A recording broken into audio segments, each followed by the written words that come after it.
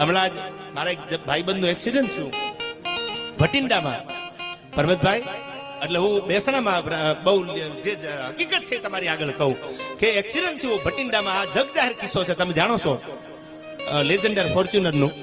એમાં જે કાંઈ બેઠા હતા એ બધા ભગવાનને વાલણ થઈ ગયા એક્સિડન્ટમાં. પંજાબમાં ભટિંડા એક્સિડન્ટ થયેલું.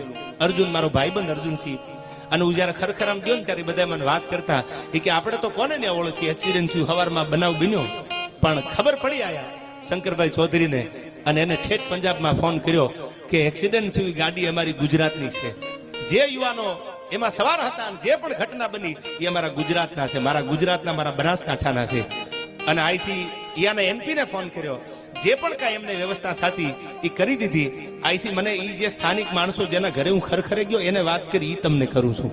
એને આંખમાં આહુડા હતા પરબતભાઈ, અને એને એટલું કીધું કે હારું છું શંકરભાઈ, એટલે તમારે ક્યાંય ઉપાધિ નહીં, કંઈક તમારું દોડવું ન પડ્યું ને. અમે ભટિંડામાં કોને બોલાવીએ, અમે ક્યાં જાય, લાસુ કાંઈ કબજે કરીએ અમે. પણ અમે ગયા ને ત્યાં તો અમને સામે આવીને કીધું કે ઉપાધિ કરતા નહીં, હોસ્પિટલે લઈ ગયા, બધી વ્યવસ્થા કરી દીધી. જે પણ જેટલી કલાકો રોકાણા, જમવાથી માંડીને અમે 100 જણા આવ્યા. અમે 100 જણા અહીંથી ગયેલા, 100 જણાને જમાડી અને પછી કીધું ગીતો ખાવાનું હતું, થઈ ગયું. પણ એ રોતા આંખોડે મને એટલું કીધું હતું કે અમે આજ પણ એનો ઉપકાર જીવનમાં ક્યારેય નહીં ભૂલી. જ્યાં જ્યાં જરૂર પડે ત્યાં ભારતના ખૂણામાં એ માણસ